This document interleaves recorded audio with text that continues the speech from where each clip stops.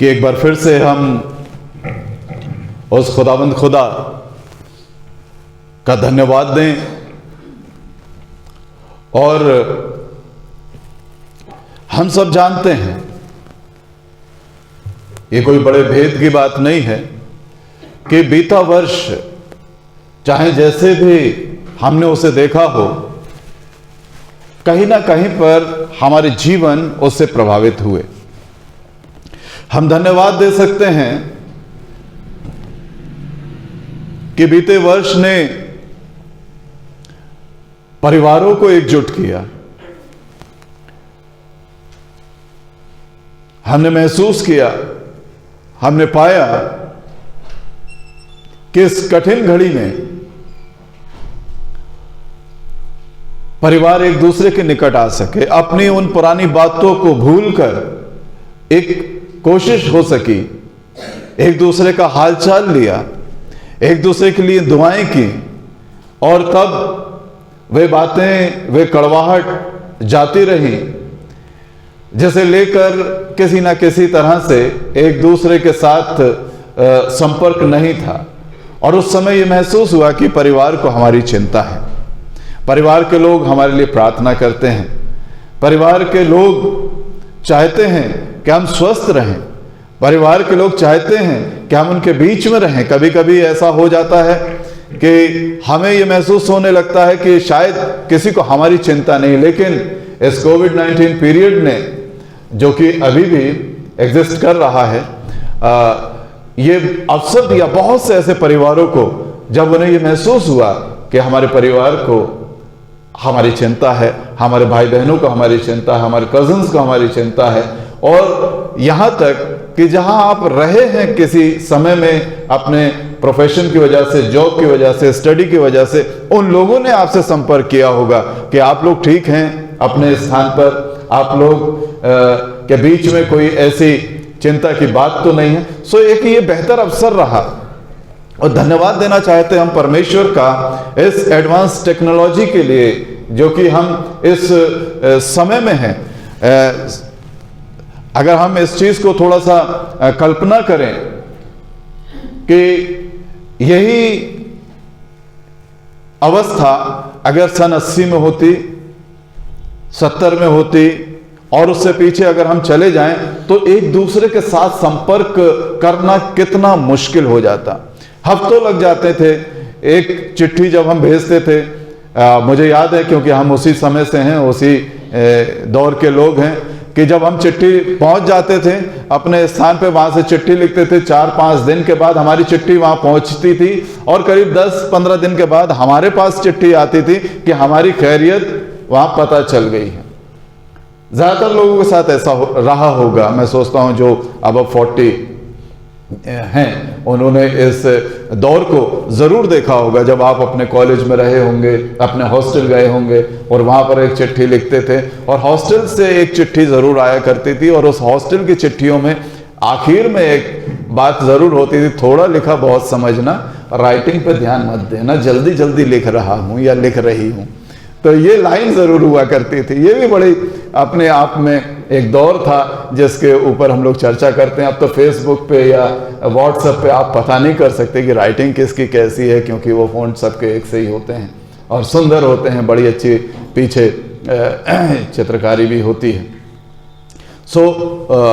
हम परमेश्वर का धन्यवाद दें कि बहुत क्विक रिस्पॉन्स हमें मिल गया। जैसे ही हमें पता चला कि ऐसा ऐसा हुआ है, पता चला जैसे दिल्ली में बहुत तेजी से स्प्रेड हो रहा है, तुरंत फोन लगाया सिस्टर को कि आप लोग कैसे हैं, ठीक हैं सब लोग, बच्चे ठीक हैं, और तसल्ली हो गई। और तब भी तसल्ली नहीं हुई तो वीडियो कॉल कर लिया कि देख तो लें कि भाई सब लोग ठीक ठाक हैं या नहीं हैं। और जब सबको घरों में देखते थे तो बड़ा तो ये सब परमेश्वर का अनुग्रह है हमारे लिए कि बड़े आसानी के साथ, सहज सुलभता के साथ हमने एक दूसरे के साथ संपर्क किया। दूसरी बात, कोई ऐसा है तो हम उसके लिए प्रार्थना भी करेंगे जिसने इस दौरान जो जॉबलेस हुआ हो, किसी ने जबरदस्ती कहा हो कि अब हम आपको नहीं रख सकते हैं, तो ये मौका होगा कि हम उसको अपनी पारिवारिक प्रार्थनाओं में भी याद करें कि वो आने वाले समय में बेहतर जॉब में पहुंच सके।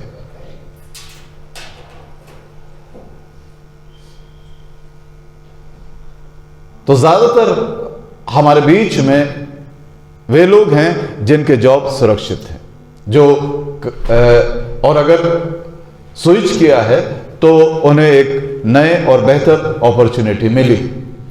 सो ये एक बहुत बड़ा रीजन है कि हम परमेश्वर का धन्यवाद दें। एक और बात है कि ऐसे समय में जब हमने बड़ी लंबी लंबी कतारें देखी, बड़ी बड़ी लाइंस में लोग खड़े हुए थे सिर्फ 2 किलो आटे के लिए, 2 किलो चावल के लिए, कुछ थोड़ी बहुत सहायता के लिए लंबी लंबी लाइंस लोगों की होती थी, क्योंकि डिस्टेंस को थोड़ा सा मेंटेन करना होता था।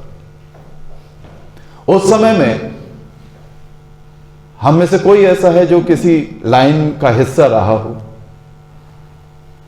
हम परमेश्वर का धन्यवाद देते हैं कि हम इस तरफ थे कि लाइन सामने थी और हमने अपनी मदद का हाथ उन तक बढ़ाया। Praise God. हम इस तरफ थे। इस तरफ होना कितने सौभाग्य की और कितने धन्यवाद और कितनी आशीष का कारण रहा मेरे और आपके लिए। हम सब हल्ला मचा सकते हैं, कह सकते हैं कि बहुत कठिन समय से हम निकले, परेशान हुए, लेकिन अगर हम टटोलें तो सिवाय धन्यवाद के और कोई कारण नहीं हमारे पास। सिवाय धन्यवाद के, सिवाय प्रभु की प्रशंसा करने के, सिवाय उसका गुणानुवाद करने के, सिवाय ये कहने के कि मेरा परमेश्वर कितना महान है, कितनी बड़ी करुणा उसकी मेरे ऊपर हुई, इसके अलावा हमारे पास कोई और शब्द, कोई और वाक्य नहीं। सो हम परमेश्वर का धन्यवाद देते हैं।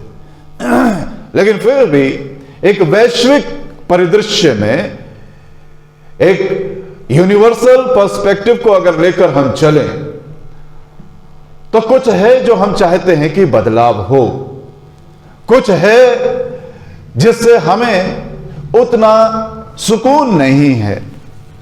हमारे धन्यवाद तो है हमारे पास, लेकिन हम जब बाहर की ओर दृष्टि कर रहे हैं, और ये होना भी चाहिए, मैं चैन में हूं, यह धन्यवाद का कारण है, लेकिन दूसरा बेचैन रहे या दूसरा परेशान रहे, यह मेरी प्रार्थना का विषय होना चाहिए। प्रभु मैं चैन में हूं, ये बेचैन है, परेशान है, इसकी परेशानी भी दूर हो जाए। वो मेरे लिए शांति से बैठने का समय नहीं है कि सामने वाला बेचैन है। इस समय सारे संसार में जो भी पैनिक सिचुएशन है, और अब करीब करीब 17 लाख से ऊपर लोग इस कोरोना वायरस की वजह से खत्म हो गए हैं सारे संसार।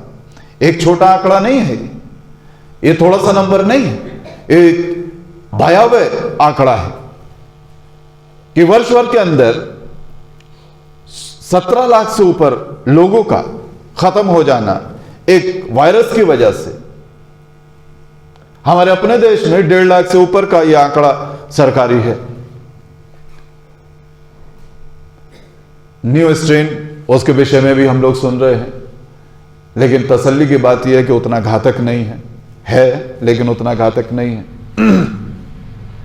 आगे क्या नया रूप लेगा यह भी हमें नहीं मालूम, क्योंकि वायरस अपने स्वरूप को बदलता रहता है, अपने जो असर है उसको बदलता रहता है, एटमॉस्फेयर के हिसाब से वो चेंज होता है। तो ये सारी बातें, और तब जब हम एक बदलाव को सोचते हैं, तो हमारे सारे संसार की जो दृष्टि थी वो बहुत ज्यादा उन साइंटिस्ट के ऊपर चली गई जो इस क्षेत्र में कार्य कर रहे हैं।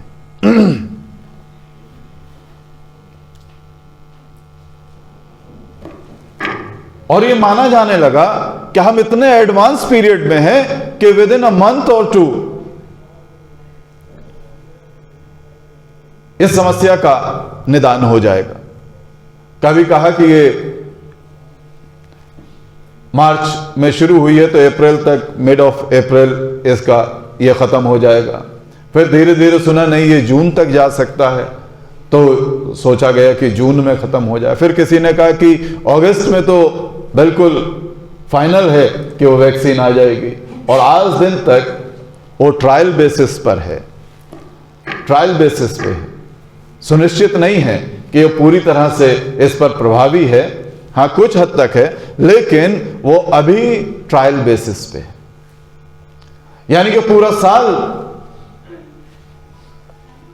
एक कैलेंडर ईयर पूरा निकल चुका है, और तब सारा संसार जब उसने इस भयावह परिणाम को देखा, इस तस्वीर को देखा, तब हमारी आंखें उस परमेश्वर की ओर जाकर टिक गई कि परमेश्वर ही है, वो डिवाइन इंटरवेंस है जिसके द्वारा कुछ हो सकता है। वो ईश्वरीय हस्तक्षेप वो क्या होगा, वो कैसे होगा।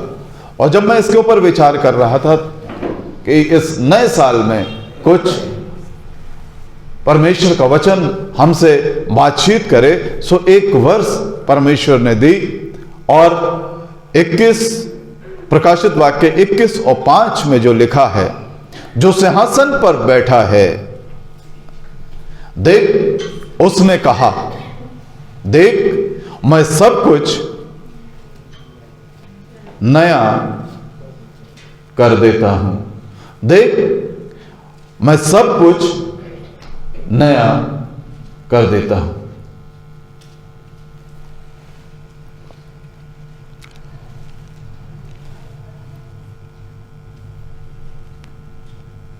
इंग्लिश में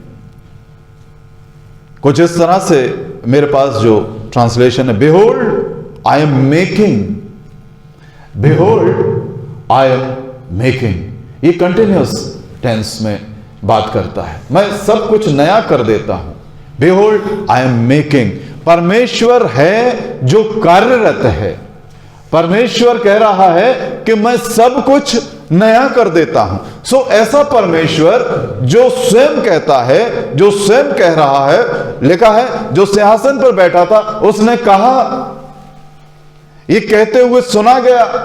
ये जो दर्शन है, उस दर्शन में यूहन्ना ने इस बात को जो सिंहासन पर बैठा हुआ था उसको ये कहते सुना। उसने कहा, देख मैं सब कुछ नया कर देता हूं। सो अगर इस वायरस में कुछ पॉजिटिव चेंज आना है, वैसे पॉजिटिव बड़ा खतरनाक है आजकल अगर पॉजिटिव आ गए तो फिर बड़ी नेगेटिव थिंकिंग्स डेवलप हो जाती हैं, लेकिन उसको पॉजिटिव कर दे, उस वायरस को पॉजिटिव कर दे मेरे और आपके लिए, तो ये कर सकता है तो सिर्फ परमेश्वर कर सकता है। हमारे प्रयास इसमें सफल हो जाएं, हमारे लोग इसमें सफल हो जाएं, वो बुद्धि और ज्ञान सिर्फ और सिर्फ परमेश्वर प्रदान कर सकता है, क्योंकि वो करता रहता है।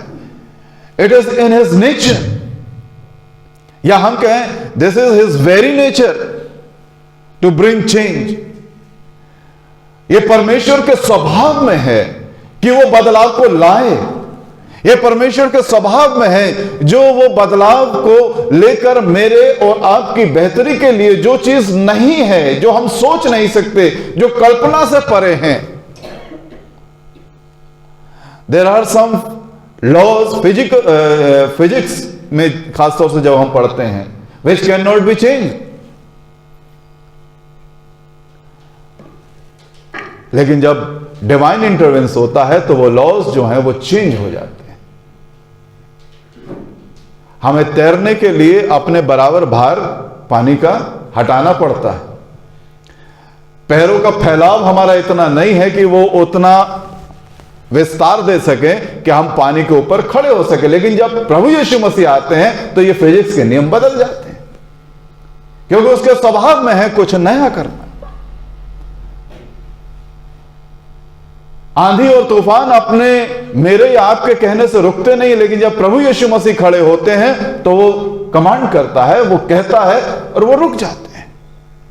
कोई मरा हुआ व्यक्ति 4 दिन के बाद किसी के कहने से बाहर नहीं आ जाता है, लेकिन जब प्रभु यीशु मसीह कहते हैं तो मुर्दे जी उठते हैं।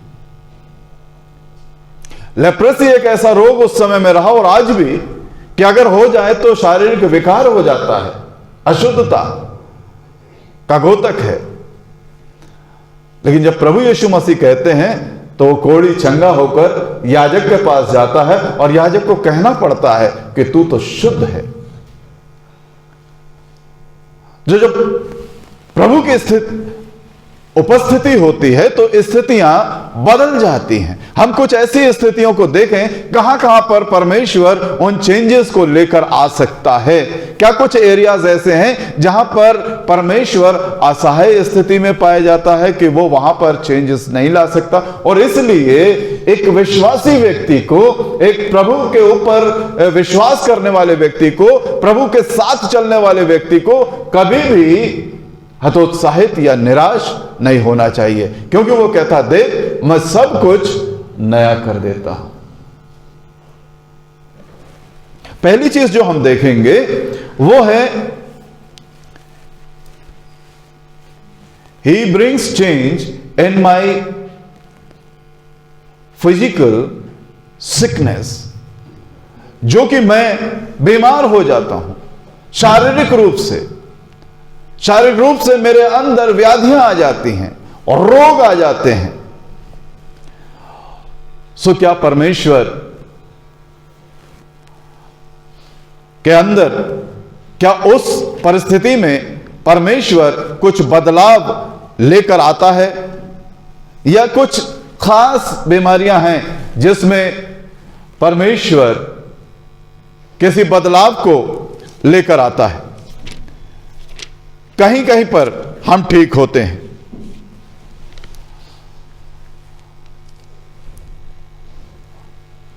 कैल्विन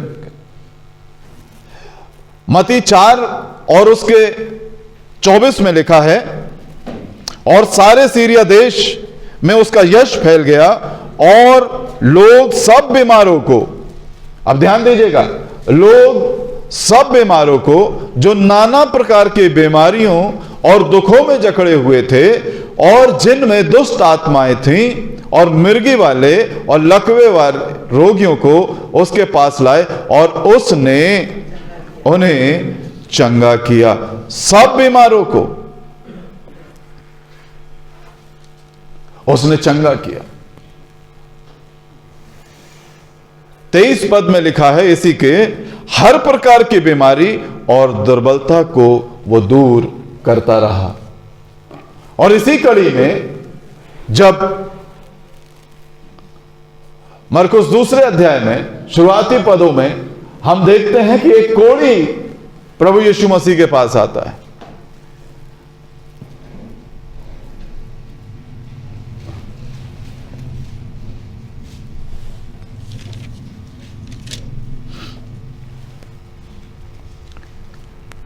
मरकुस 1:40 से आगे जो हमारे पास घटना है, और उसने कहा यदि तू चाहे तो मुझे शुद्ध कर सकता है, यदि तू चाहे तो मुझे शुद्ध कर सकता है। और उसने हाथ बढ़ाकर उस कोढ़ी को छुआ और कहा मैं चाहता हूं कि तू शुद्ध हो जा। छूने मात्र से, कहने मात्र से प्रभु यीशु मसीह ने उस कोढ़ी के उस कोढ़ को दूर कर दिया। देख मैं सब कुछ नया कर देता हूं। अगर हम अपनी बीमारियों से, अपनी शारीरिक दुर्बलताओं से बहुत ज्यादा परेशान हो गए हैं और हमें यह लगने लगा है कि अब कुछ नहीं हो सकता, तो हम ध्यान दें और इन हिस्सों को अपने जहन में रखें कि परमेश्वर हमारी उन परिस्थितियों को अपने अनुसार, बिल्कुल नया कर सकता है। दूसरी बात, वे लोग जो दुष्ट आत्मा से ग्रसित थे, वे लोग जो इतने ज्यादा ग्रसित थे कि उन्हें होश नहीं था कि वे नंगे हैं, जिन्हें यह होश नहीं था कि वो अपने आप को घायल कर रहे हैं, जिन्हें यह होश नहीं था कि हम कहां पर रह रहे हैं, जिन्हें यह होश नहीं था कि जो सामान्य व्यक्ति है उसका कब्रों में रहना उचित नहीं है, जिसे यह होश नहीं था कि यहां से जो राहगीर जा रहे हैं ये उनका रोज का रास्ता है, वो वहां से उन्हें निकलने नहीं देता था। जब प्रभु यीशु मसीह मरकुस 5 में उसके पास आए तो लिखा है कि पहले तो उसने कहा, तेरा मुझसे क्या काम। और इसी व्यक्ति को हम पाते हैं कि जब परमेश्वर ने उसको शांत कर दिया तो लोगों ने उसे सचेत और कपड़े पहने हुए देखा तो वे क्या हुए?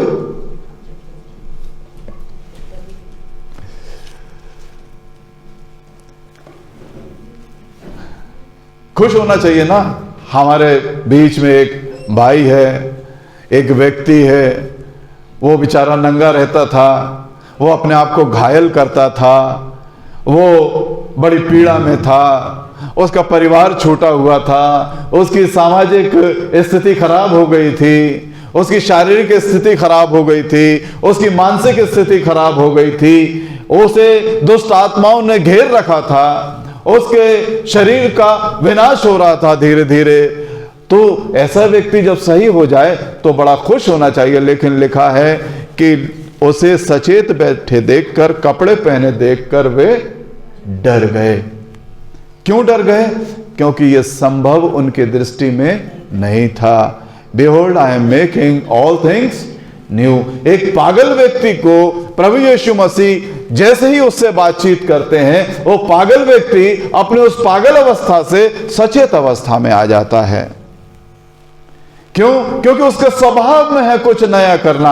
आप जैसे ही प्रभु यीशु मसीह से बातचीत करना शुरू करते हैं, जैसे ही प्रभु यीशु मसीह आपसे बातचीत करना शुरू करता है, आप पाएंगे आपके स्वभाव में परिवर्तन हो रहा है।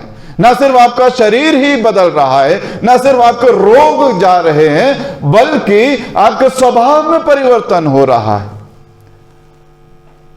जो समाज से आप अलग थे, परमेश्वर हमें उस समाज में वापस स्थापित कर देता है। यह है प्रभु यीशु मसीह के साथ एक मुलाकात जब व्यक्ति की हो जाती है, एक वार्तालाप जब उसके साथ हो जाती है, चाहे हम अपनी कितनी ही परेशानी, ये बहुत परेशानी में था, ये नहीं चाहता था कि प्रभु यीशु मसीह के साथ कोई बातचीत आगे बढ़े, और कहता है, यीशु परम प्रधान परमेश्वर के पुत्र, मुझे तुझसे क्या कहना। मालूम है ये परम प्रधान है, परमेश्वर का पुत्र है, ये साक्षात परमेश्वर है। बहुत से लोग ये जानते हैं, लेकिन वे अपनी दुर्बलताओं में, अपनी शारीरिक दुर्बलताओं में, अपनी मानसिक दुर्बलताओं में, उस द्वंद्व में इतने उलझे हुए हैं कि वे उसके बावजूद, ये जानने के बावजूद भी कि वो परम प्रधान का पुत्र है, उसके पास नहीं आना चाहते।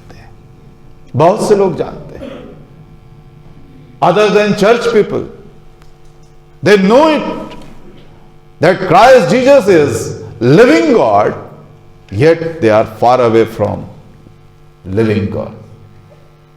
अभी भी वो अपनी तौर तरीके में बने रहना चाहते हैं, अभी भी वो उसी स्थिति में पड़े रहना चाहते हैं, लेकिन परमेश्वर बदलाव चाहता है। Behold, I am making all things new। वो हमारी शारीरिक ही नहीं, लेकिन हमारी आत्मिक दशा को, हमारी मानसिक दशा को बेहतर कर देना चाहता है। एक और बात है, परमेश्वर हमारे नेचर में बदलाव ले आता है। हमारा स्वभाव ऐसा था, लेकिन अब स्वभाव बदल जाता है। पौलुस सौल के रूप में दौड़ा चला जा रहा था कि वो कलीसियाओं के ऊपर उनको पकड़कर उन्हें प्रताड़ित करे, उन्हें दंडित करे और कहे कि तुम गलत कर रहे हो। 9वें अध्याय में हमें इसका जिक्र मिलता है।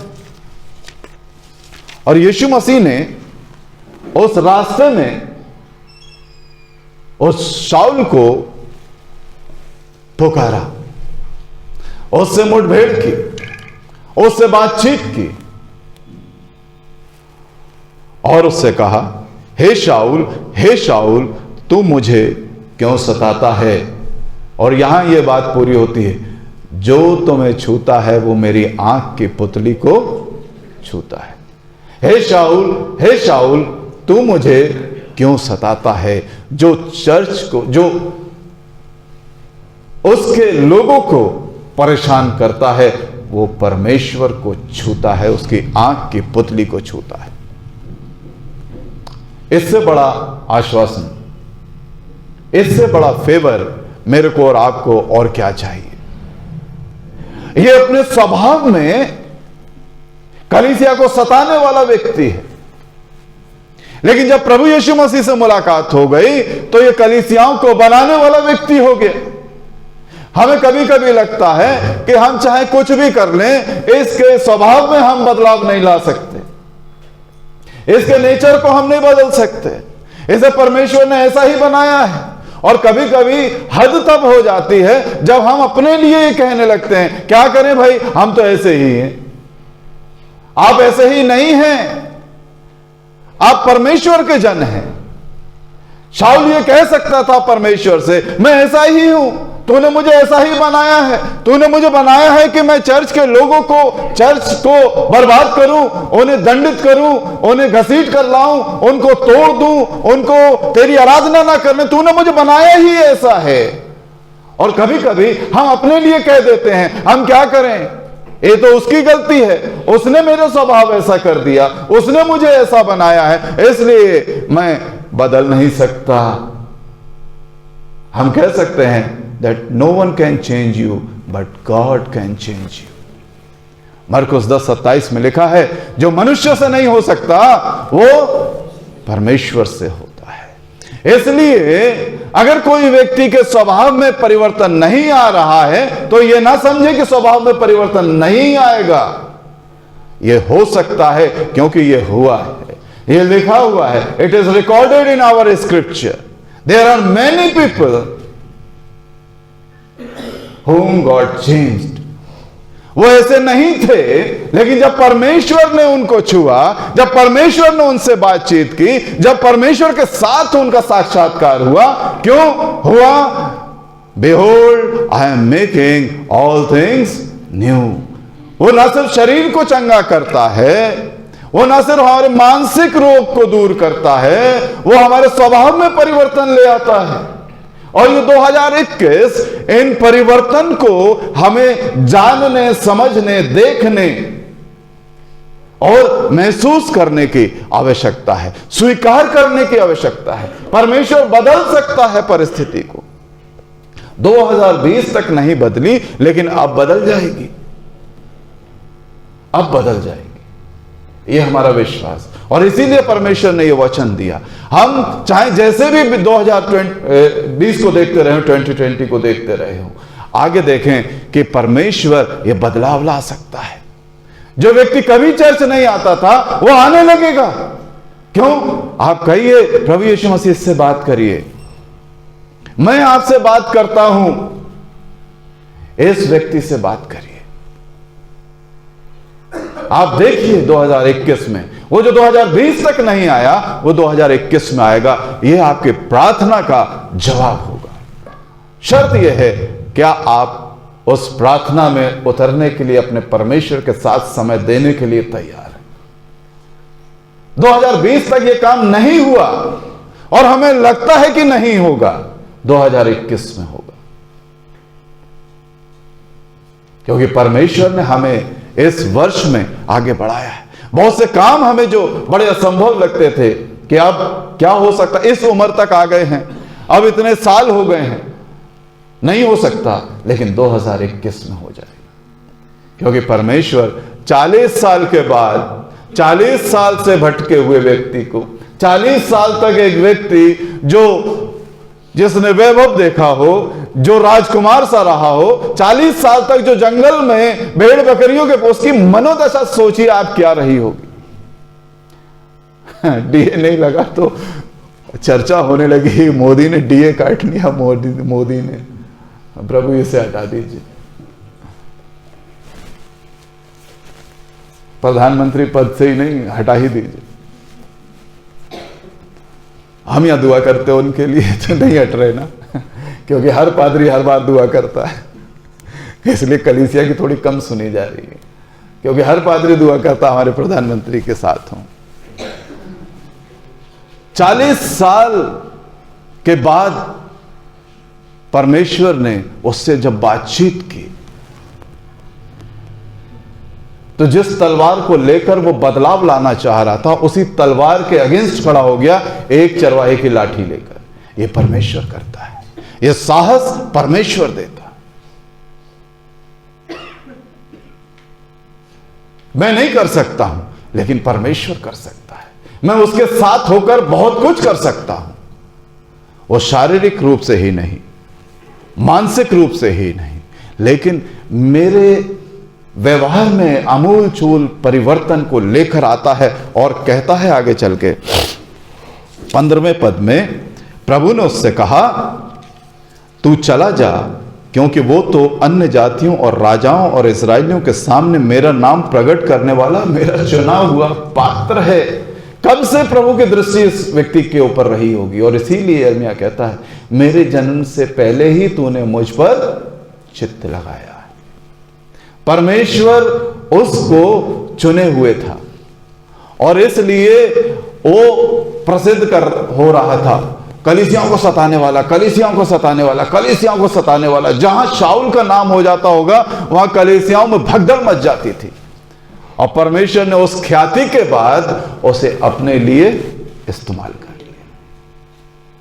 तो कोई अगर बहुत बुरा है, उसका प्रभाव बहुत बुरा है समाज के ऊपर, प्रार्थना कीजिए, प्रभु सारा समाज इसे जानता है, अगर ये तेरी तरफ हो गया, अगर ये विश्वास में आ गया, तो कितना बड़ा बदलाव आएगा। इसलिए हर उस व्यक्ति को जो बुराई की तरफ बढ़ रहा है, हमें प्रार्थना करनी चाहिए, प्रभु इससे बातचीत कर लीजिए, प्रभु इससे बातचीत कर लीजिए, क्योंकि उसका इंपैक्ट एक साधारण व्यक्ति से बहुत ज्यादा होगा। और जब परमेश्वर ने उससे बातचीत की, तो कलीसियाओं का बनाने वाला व्यक्ति हो गया। अब मनुष्य के भीतर ही नहीं, हमारे चरित्र में ही नहीं, वो प्रकृति के ऊपर भी वो पूरा प्रभाव, परमेश्वर उसके ऊपर भी पूरा प्रभाव रखता है।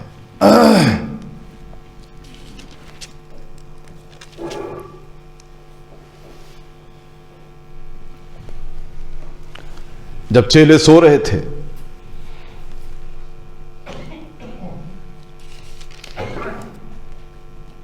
तो एक बड़ा तूफान उठा।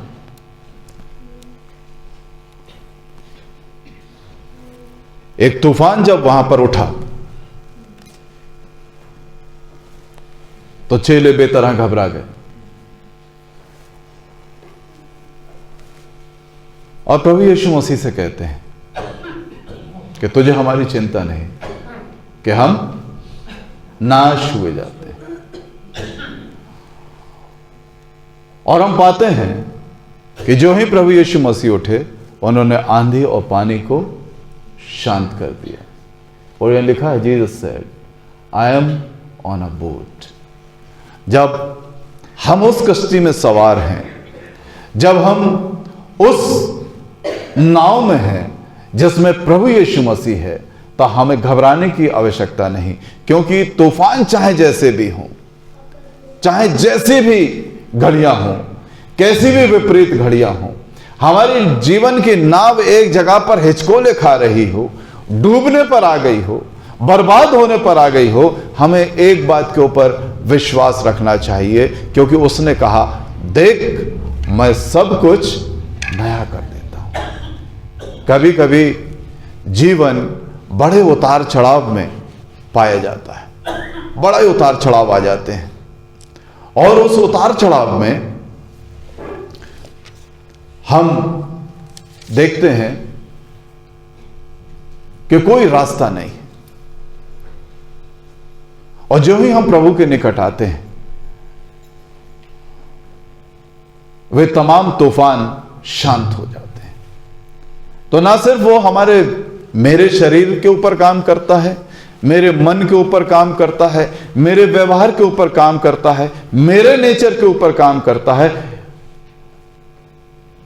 हम यहां पर आके पाते हैं कि वो ना सिर्फ मेरा प्रभु है, he is Lord of nature, वो उस प्रकृति का भी प्रभु है, वो उस परिस्थिति को भी बदल देता है। और ना सिर्फ इतना सा कि वो उस तूफान को शांत कर दे, परमेश्वर मृत्यु को जीवन में परिवर्तित कर देता है। जैसे हम बहुत बेहतर तरीके से जानते हैं, एक घटना जो 11वें अध्याय में यूहन्ना के हुई है।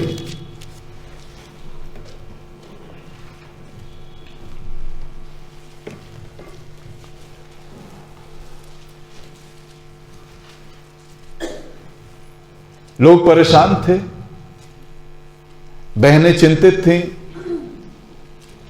माता पिता का जिक्र नहीं है, इस वजह से शायद वह बहनें उस समाज में अपने आप को उतना सुरक्षित नहीं पा रही थीं। एक भाई का जिक्र है, अब वो भी नहीं है, तो वो और ज्यादा भयभीत दिखाई देती हैं, और प्रभु यीशु मसीह के पास जाकर उससे गुहार लगाती हैं, और उससे कहती, अगर तू होता तो हमारा भाई बिल्कुल नहीं मरता, अगर तू होता तो हमारा भाई नहीं मरता। लेकिन हम पाते हैं कि प्रभु यीशु मसीह ने दो बातें यहां पर जो उद्घोषणा है, पहली बात उसे हम देखें 25वें पद को। 24 में मार्था उससे कहे, मैं जानती हूं कि अंतिम दिन में पुनरुत्थान के समय वो जी उठेगा, एक आशा तो है। प्रभु यीशु मसीह उससे कहते हैं 25वें पद में, पुनरुत्थान और जीवन मैं ही हूं, जो कोई मुझ पर विश्वास करता है वो यदि मर जाए तो भी जिएगा। परमेश्वर प्रभु यीशु मसीह न सिर्फ इस जीवन में अपना प्रभाव रखते हैं, लेकिन इस जीवन के बाद भी वो मेरा प्रभु है। और 43वें पद में कहते हैं, ये कहकर उसने बड़े शब्द से पुकारा, हे लाजर निकल आ। बड़े शब्द से, शायद चीख कर कहा होगा, शायद इसलिए कि दूर तक जो लोग खड़े हैं उन तक वो बात पहुंचे। शायद वो भीड़ जो चारों तरफ लगी थी, जो डरी हुई थी, शायद शोर ज्यादा था, इसलिए प्रभु यीशु मसीह ने जोर देकर कहा, चीख कर कहा, ताकि हर एक कान इस बात को सुन ले, हर एक व्यक्ति इस बात को जान ले कि वो इस जीवन के बाद का भी प्रभु है। तू होता तो वो नहीं मरता, अरे मर भी जाए तो क्या है, बात यहां पर है। तू होता तो वो नहीं मरता। एक विश्वासी के लिए बात यह है, अगर मर भी जाए तो क्या है, अगर खत्म हो भी जाए तो क्या है, अगर ये जीवन चला भी जाए तो क्या है, क्योंकि वो जीवता परमेश्वर इस जीवन में और इस जीवन के बाद, उस मृत्यु के बाद भी मेरा प्रभु है। इसके बाद भी वो मेरा प्रभु है। और इसीलिए जो लोग क्लेश में होते हैं उन्हें ये बात याद रहती है।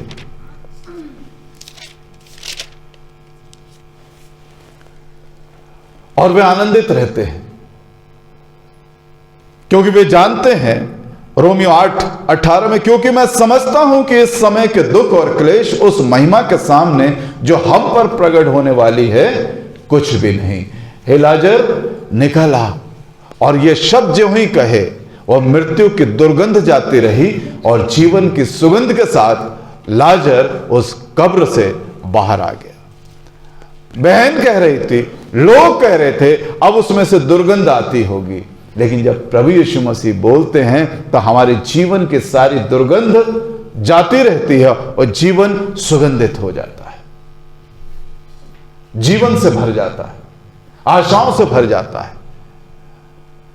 और इसलिए हमें इस बात को दोहराते रहना चाहिए, कहते रहना चाहिए, behold I am making all things new. जब भी कोई ऐसी निराशा की घड़ी आए, हमें हमेशा याद रखना चाहिए, मेरा परमेश्वर मेरे जीवन में कार्यरत है, वो मेरे लिए कुछ नया कर रहा है, वो मेरे लिए निरंतर काम कर रहा है। वो एक व्यक्ति के जीवन के बदलाव में ही आनंदित नहीं होता, वो बहुत से जीवनों में भी बदलाव ले आता है। सारे के सारे राष्ट्र चेंज करने की, सारे राष्ट्र को परिवर्तित करने की सामर्थ्य परमेश्वर रखता है। और हम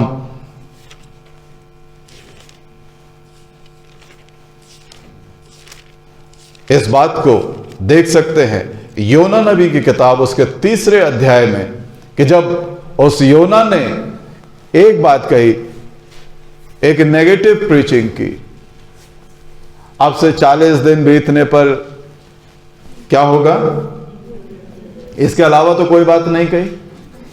यहां तो कोई रिकॉर्ड ऐसा है नहीं कि उसने एक पैसेज भी कहा हो, उसने थोड़ी सी दया के साथ कहा हो, गुस्से के साथ, हेट प्रीचिंग जिसे हम कह सकते हैं, गुस्से के साथ, चिढ़ के साथ, घृणा के साथ है? आप किसी से जब ये तो ऐसा लग रहा है जब लड़ाई हो गई हो, बड़े गुस्से के तरीके से, एक लड़ाई के तरीके से, अब से 40 दिन बीतने पर क्या होगा, नीनवे उलट दिया जाएगा। तुम्हें पश्चाताप करना है, तुम्हें प्रार्थना करनी है, तुम्हें यह करना है, तुम्हें वो करना है, कुछ नहीं। मेरे पास जो संदेश आया है कुछ नहीं बताया कि बुराई बढ़ गई है, कि ये हो गया है, कि वो हो गया, क्योंकि वो चाहता था कि नीनवे उलट जाए, इसीलिए वो वहां रुका हुआ था। प्रचार करने के बाद गया नहीं था। कभी कभी हम इस तरह की मन में रखते हैं, बहुत उछल रहे हो, देखते हैं थोड़े दिन के बाद, और हम देखते रहते हैं थोड़े दिन तक, और जब कुछ नहीं होता है फिर हम ये कहते हैं, अरे जो दुष्ट है उसके साथ कुछ बुरा होता भी नहीं, अच्छे लोगों के साथ ही बुराई होती है। हम मान लेते हैं कि हम अच्छे हैं, ये दुष्ट है, इसके साथ कुछ बुरा नहीं हो रहा है, भले लोगों के साथ ही बुरा होता है, और फिर संतुष्ट हो जाते हैं, थोड़ा कहीं ना कहीं अपने आप को समझा लेते हैं। ये कुछ इसी तरह से 40 दिन बीतने पर, लेकिन बड़ा अद्भुत परिवर्तन हुआ, अजीबोगरीब परिवर्तन हुआ। लिखा है राजा से लेकर आम जन तक सारे के सारे राष्ट्र ने तौबा की, सबके सब बैठ गए, सबके सब बैठ गए और पश्चाताप किया। हर एक जन, यहां तक कि उन्होंने अपने पशुओं को भी न पानी दिया न चारा दिया। क्यों? वे चाहते थे कि परमेश्वर उनके ऊपर दया करे। अगर निन्वे पलट सकता है तो क्या हिंदुस्तान में यह बात असंभव है? क्या लखनऊ के लिए यह बात असंभव है? क्या हमारे क्षेत्र, हमारे मोहल्ले के लिए यह बात असंभव है? परमेश्वर बदलाव लाता है, वो बदलाव का परमेश्वर है। ये तो बहुत बुरे लोग थे, परमेश्वर बिल्कुल उलटने पर था। अभी ऐसा कोई संदेश नहीं आया हिंदुस्तान के लिए कि परमेश्वर हिंदुस्तान को उलटने पर है। तो हमें प्रार्थना करनी है, निरंतर प्रार्थना में रहना है कि ये देश परमेश्वर के लिए जीता जाए, परमेश्वर की महिमा इस देश के द्वारा हो। वो behold I am making all things new. अब ना सिर्फ एक राष्ट्र, लेकिन जब उसने इस सारे यूनिवर्स को देखा, इस कॉस्मोस जिसे हम कहते हैं, इसको देखा कि बेडौल और सुनसान है, तो पहले ही अध्याय में जेनेसिस के हम पाते हैं कि परमेश्वर ने जब उसकी कुरूपता, उस सुनसानपन को, उस बेडौल स्थिति को देखा, तो वो उस सारे के सारे सृष्टि को नए तरीके से बनाने के लिए उतर आया। क्योंकि लिखा है पृथ्वी बेडौल और सुनसान पड़ी हुई थी। ये इस तरह का शेप नहीं थी, बेडौल और भी बेडौल थी। पता नहीं किस तरह से, किस समय में वो उस कुरूपता में पहुंची थी। बेडौल और सुनसान पड़ी थी और गहरे जल के ऊपर अंधियारा था तथा परमेश्वर का आत्मा उसके ऊपर मंडराता था। वो आ गया। जब हम अपने जीवन में सूनापन, कुछ बिगाड़ देखते हैं, हम प्रार्थना करें, परमेश्वर तेरा आत्मा हमारे चारों ओर मंडराए।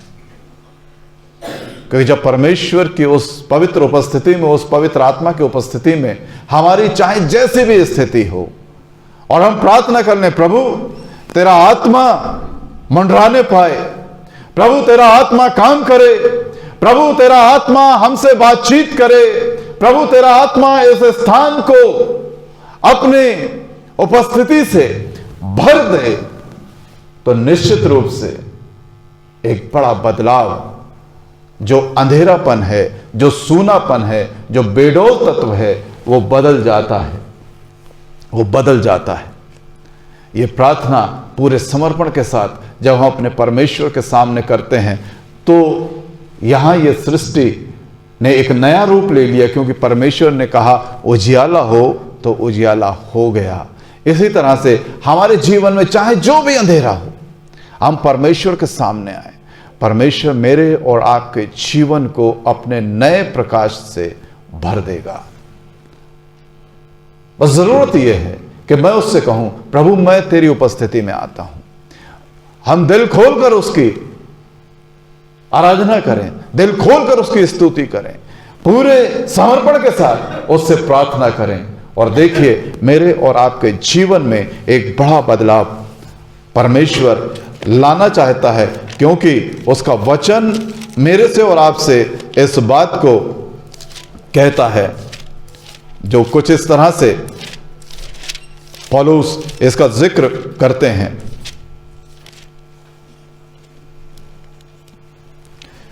2 कुरिन्थियों 5:17, इसलिए यदि कोई मसीह में है तो वो नई सृष्टि है, पुरानी बातें बीत गईं, देखो सब नई हो गई हैं। Behold, I am making all things new। परमेश्वर के सामने हम अपने आप को समर्पित करें, जीवन के उन अंधेरे सुनसान हिस्सों में, उन पड़ावों में जहां पर हमने अपने आप को बड़ा अकेला महसूस किया है, बड़ा टूटा हुआ महसूस किया है, बड़ा बिगड़ा हुआ महसूस किया है, एक नएपन को लेकर यहां से जाइए। हम अपने सरों को झुकाएं और खुदावंद के आगे अपने आप को समर्पित करें, अपने लिए प्रार्थना करें। कुछ पल शांत रहकर सिर्फ और सिर्फ अपने लिए प्रार्थना करें।